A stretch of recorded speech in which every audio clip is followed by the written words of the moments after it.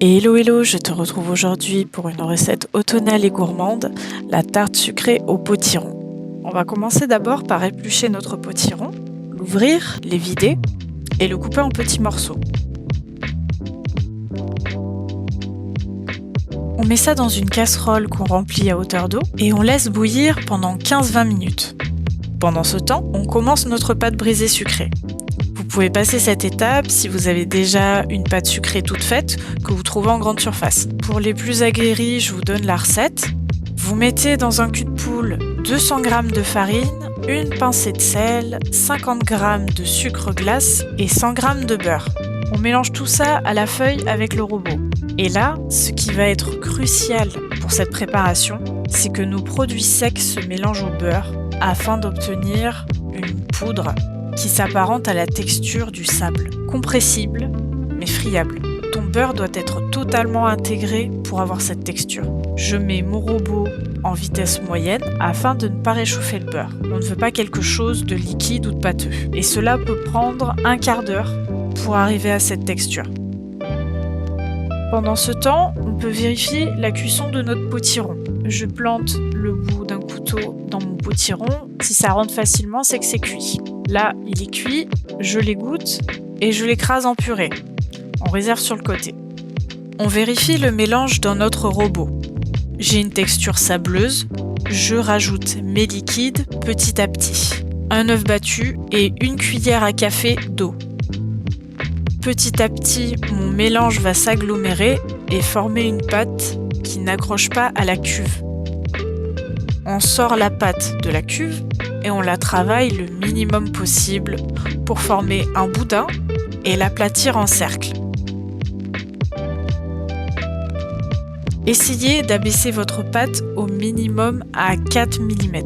Vous pouvez vous aider d'une règle graduée. Je la filme sur un plateau et je la réserve au frais pendant minimum 30 minutes.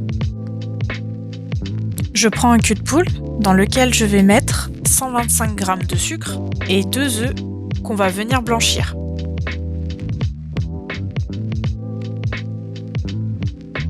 On rajoute ensuite 280 g de notre purée de potiron.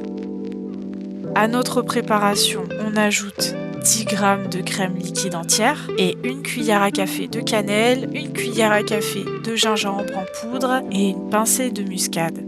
On mélange et on obtient la garniture de notre tarte. Je vais réserver ma préparation au frais et j'en profite pour récupérer ma pâte brisée.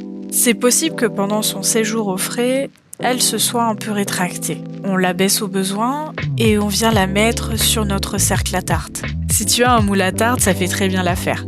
Pour foncer une pâte dans un cercle à tarte, on l'étale sur notre cercle et on vient prendre les rebords de notre pâte en essayant de former un angle droit en plaquant la pâte contre le cercle à tarte et notre plan de travail.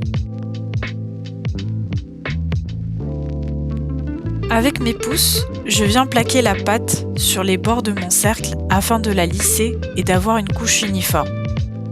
Je relève doucement mon cercle et je continue à aplanir les rebords de mon cercle. On veut quelque chose de lisse, sans relief, sans petits plis de pâte. J'ébarbe l'excédent de pâte avec un couteau. Si vous avez des questions sur le fonçage de tarte, je peux vous faire une vidéo là-dessus. Notre fond de tarte est prêt, on le remet un coup au frais. On préchauffe notre four à 170 degrés. Après 15 minutes, on récupère notre fond de tarte et on vient le garnir. On étale notre garniture avec une maryse ou une petite spatule coudée. On enfourne pendant minimum 40 minutes. Surveille bien que la pâte soit bien cuite et teste la cuisson de ta garniture avec un couteau. Si ta garniture est prête avant ta pâte, baisse la température de 5 ou 10 degrés. Une fois que ta tarte a une belle coloration, sors-la du four et enlève le cercle. Tu peux déguster cette tarte chaude ou froide, l'accompagner de chantilly ou d'un thé noir. Je te laisse, je te dis à bientôt pour de prochaines recettes. Salut!